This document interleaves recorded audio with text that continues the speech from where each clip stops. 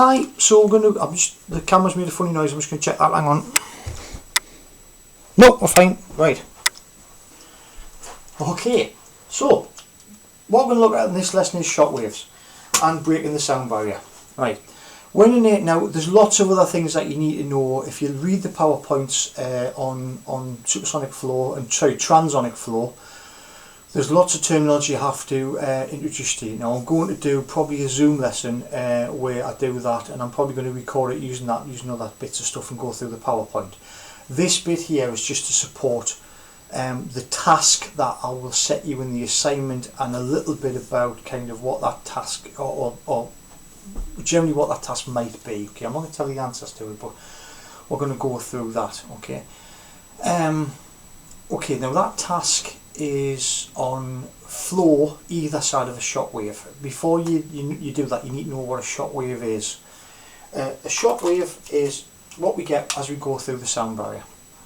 When an aircraft goes through the sound barrier, we've already said that the air particles are going to be pushed out of the way by the airfoil. So you've got air particles coming along here, yeah, and we've already mentioned like stagnation points, haven't we, where the air gets built up a little bit and some of the airflow goes that and some of the airflow goes that way, and some air gets kind of trapped in the stagnation point.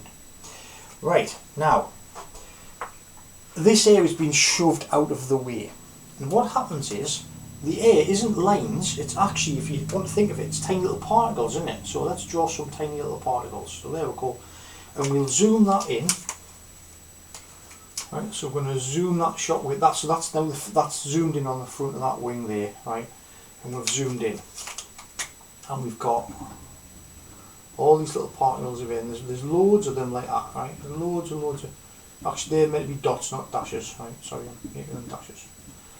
So there's, trillions of air particles there, and the wing comes along and they have to spread out, and the wing is obviously harder than the air particles, so it shoves it out of the way, it wins the battle, and the air has to move out of the way if you've got enough thrust. Now what happens is, right, as you go faster and faster, a couple of things happen. Those air particles are actually sound, and sound waves travel through those air particles, right? And the best way I can say that is, if you think of a snooker table, right, which actually this is what this is attached to. I could dismantle this and do it on a pool table, but a pool table like that, and if you've got all your pool balls lined up in a row, like that, right, and then we'll put a lug hole, right, there's an ear, okay, there's somebody's ear at that end, and what I'm going to do is I'm going to make a noise at this end, so I'm going to make a noise by smacking this with the cue, so I'm going to hit that with the cue, and that's going to cause a vibration, okay, and that vibration is going to vibrate, and that's going to vibrate into the next particle, so that's going to hit that one and that one. So these pool balls now are all different, they're all particles of air, okay, so it's not like you make a sound and the air particles actually travel and go into your ear. What they do is they knock into each other, and they knock into each other at certain frequencies, okay, and they're like, so they'll go bang, and that's like a message, so it gets sent to that air particle, and that one, and that one, and that one, and that one, and that one, and that one, and that one, and every time it bangs into it, the message gets slightly quieter, which is why you can't hear things far away. Yeah, so you've gone bang, and you've gone like that, or you've said Dave, yeah, and that Dave has gone, it's vibrated through the air from your mouth. You've actually made vibrations using your throat and your mouth muscles and your tongue and everything, and you've made the air vibrate, and that vibration of the air and it does actually go backwards and forwards. That's why you can hear yourself speak. Yeah, when you go, it doesn't just go that way, it goes everywhere. And so you go Dave, and it goes bounce, bounce, bounce, bounce, bounce, bounce, bounce, yeah, and then it bounces into Dave's ear, and he goes, oh, yeah. Okay, so it's like that. Now, if we are in dense air where there's lots of air particles, right? Now that's why sonar is so effective underwater, because imagine how many water particles there are. Water's a lot more dense, isn't it? So when you get that boo like that on a submarine, that's how submarines can use sonar, which is bouncing sound waves through water to find other submarines and launch torpedoes at them and things like that. And you can also use it for peacetime operations to map the ocean floor, and you can use it as a form of radar underwater. Yeah. Right, so if we take those particles out, like that, I've got less air particles. Right, we have got less air particles. That's right, class, at high altitude. Right? So at high altitude we've got less air particles. That means that the sound, right, can't travel as fast. It takes longer to get that message across. This air particle actually has to move a little bit to bash into this one, to move a little bit to bash into this one. So because of the air particles are spread out, there's an old tagline for Alien, which is an old film from the 80s, I think it is, right? Some of you might have seen it, and the tagline I think was, "In space no one can hear you scream."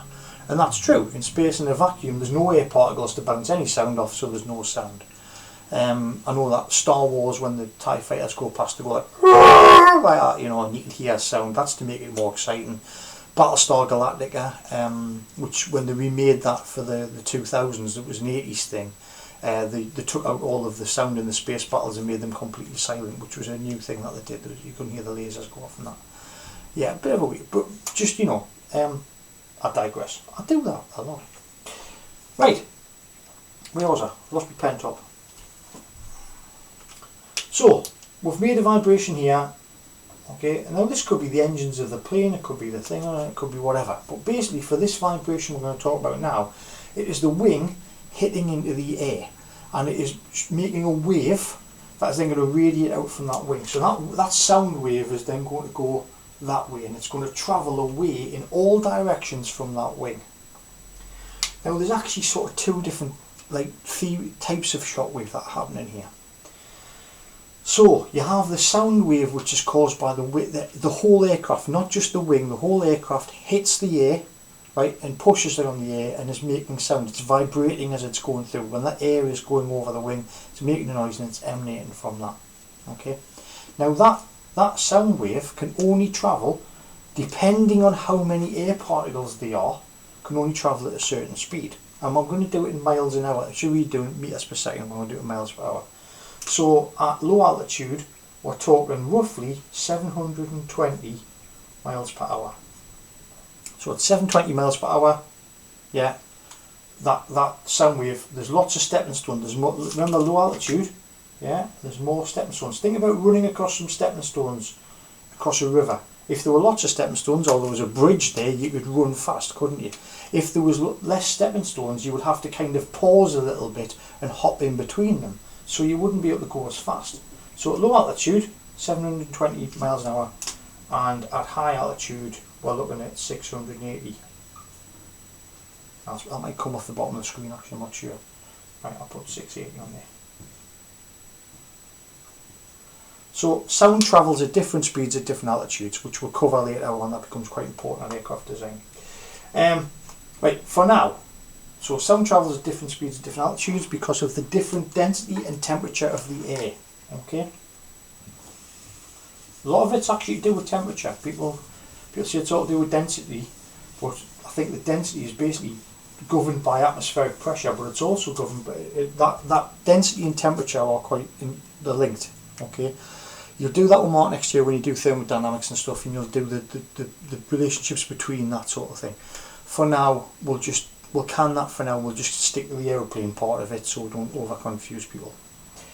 Right, so we're making sound waves, and these things are building up in front of the thing. What happens is you'll find that a shock wave is different to a sound wave. Okay, so a shock wave and a sound wave aren't really the same thing.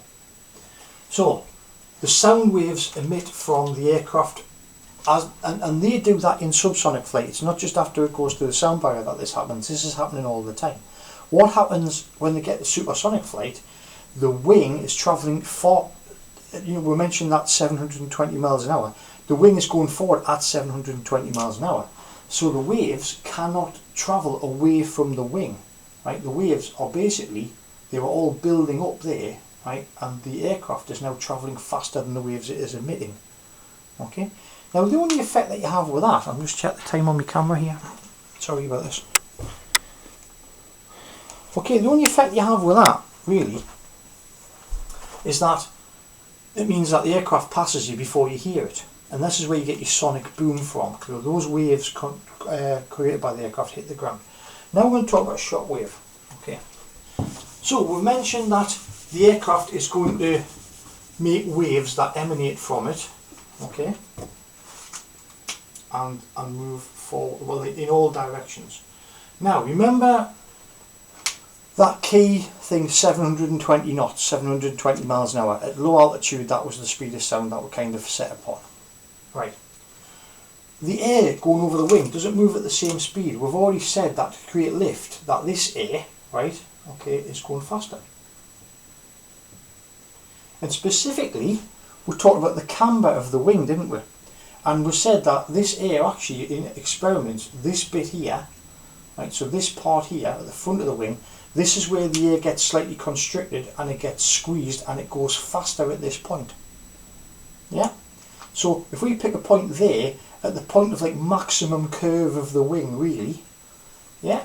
Now remember, it takes time for these things to happen, so we'll add a bit of time in there, so we'll say it's probably going to be about there by the time this effect's built up a little bit. So there's going to be a little point there, which we're going to call max camber.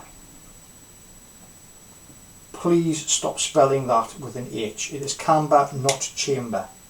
Right? So, where the air is going the fastest, right, and we're going to put there, that's where the air is being accelerated by the curve of the wing the most. So that's where you get your fastest air from on the whole aeroplane. Yeah? Whole aircraft, whole thing, the fastest air is the air that's been artificially accelerated by the curve of the wing at the top of the wing to create lift. It's been accelerated on purpose to create that lift. At that point of the maximum speed, what's going to happen eventually, if we're going to zoom in a little bit to this part, just do it over there. Right, remember this velocity gradient that we had, okay, where we said that the air further away from him would be going slightly faster. Right. Well, what happens is, the air that's been slowed down by the wing, right, it can't, well, it's nothing to do with friction now, nothing to do with friction or anything out of viscosity, just the air gets to a point where it cannot go any faster. Yeah, so the air can't go any faster. I'll wipe that off for a minute. I might send it down a little bit of a cul-de-sac where you don't understand it properly. So what happens is the air can't go any faster, and you've got all this air and it's going, I'm going as fast as I can, and it's got air here that cannot travel any faster. It's going as fast as it possibly can, and it forms basically a queue, and this air says, come on, get out of the way, and this air goes like air A and air B, right? So air A is going, I can't go any faster, mate, and it's stuck in a queue, and I'll just you know, basically you're walking towards it, then you go, come on, hurry up, he's going, I'm going as fast as sound, the speed of sound. I am sound, I cannot move any faster than the speed of sound. Please stop hassling us. I can't do anything about it, right? So it's like being in the supermarket behind someone pushing a shopping trolley, and you want to get there and get your whatever you want to go. Wait, it can't go any faster. So this air bumps into the back of it, and then the air bumps into the back of that, and the air bumps into the back of that. And what it does is all this air bumping into each other at this point we're at maximum speed here, and that just causes a queue. And it bumps up and bumps up and bumps up, and that queue, and then what it tries to climb over it, and it tries to climb over it, and tries to climb over it, and what you end up with is that queue forms that kind of shape there. Right? Now that air is still moving, it's not completely stagnant air, right? But it's moving slower, it slows down. Right? That air slows down. And because it slows down, and that queue eventually, I mean, the air sort of leaks over the top. I'll not draw that bit on because you can't really see that when you see Shockwaves.